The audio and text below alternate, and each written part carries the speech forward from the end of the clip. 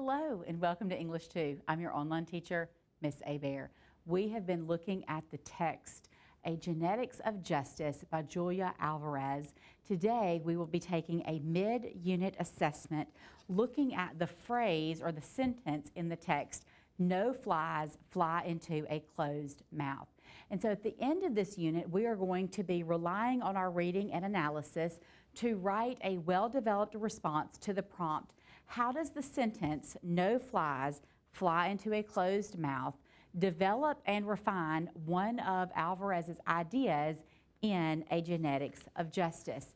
And then you will see we are going to do some homework accountability, and then I'm going to give you your mid-unit assessment, and then we'll close with a little homework. You can see on your board there are lots of different standards that we're going to be reviewing today, and all of those standards will be assessed in your mid-unit assessment, so in your writing. And so without further ado, let's look at our homework from last night, so that even though this is going to be a blind task, it's not really completely blind. And I never want to just give you something without you having the ability to discuss these things with a partner so that you can have the best writing that you've had and that your writing just keeps getting better and better and better. So I want you to turn and talk with a partner, and I want you to discuss your annotations, and I want you to think about and discuss how Alvarez develops the central idea of freedom in paragraphs 1 through 11. Great job. Now, because I want to give you some additional resources and tools, I'm going to put up some of the ideas that I heard and some of those model quotes from the text on the board for you to discuss again with your partner. So we're not going to lead a whole group about it. I just want you to look at the ideas that are on the board, and I want you to discuss those with your partner and maybe jot them down as well.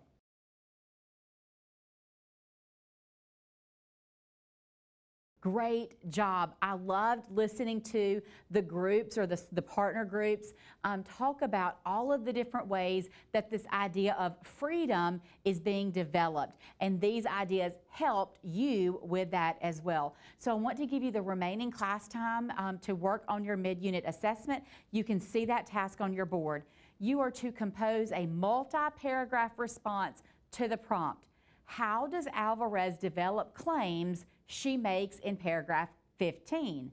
You may use any of the following to assist you in your essay: your annotated text, your quick writes, your discussion notes, your homework notes, as well as your central ideas tracking tool. Great job. I can't wait to read your essays and your mid-unit assessments. Now I want to give you, before we close for the day, I want to give you a little bit of homework to prepare you for our next lesson. So I want you to preview tomorrow's lesson by reading paragraphs 16 through 19 and boxing any unfamiliar words and looking those up. Make sure that you choose the definition that makes the most sense in the context and write a brief discussion above or near the word in the text. And that is all that I have for you today. Until next time, happy learning.